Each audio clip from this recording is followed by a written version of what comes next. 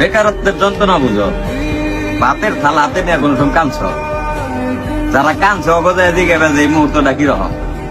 একটা ছেলের কাছে তার দুনিয়া হইলাম তার বাপ মা, সেই বাপ মা যখন তার সাথে খারাপ ব্যবহার করে, যে সারাদিন কি করলি, একটা টাকা আনস না, আর কতদিন এমনি পয়সা পয়সা খাবি, এই কথাটি শুই না যে ছেলে ভাতের থালা হাতে দিয়ে কান্না করছে, ওরে যায় দিকে যে এই মুহূর্তটা কিরকম বা কষ্টটা কিরকম। এই প্রেম ভালোবাসার কষ্ট সবকিছু ফেল এই কষ্টের কাছে।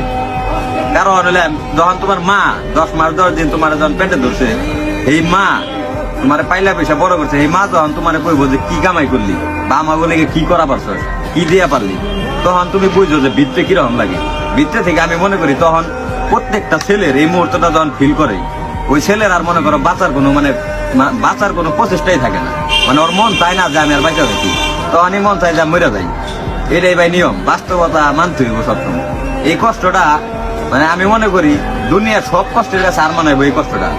বাপ মা মনে করো এমন একটা জিনিস, না কিছু কম যায় না শোন যায়। মায়ের পানি নিয়েছে সন্তানের বেশ, তো মায়ের কি কম, আর বাপ তো মনে করো পৃথিবী, এত কষ্ট করে বড় করছে, এই বাপরে বা কি করবো।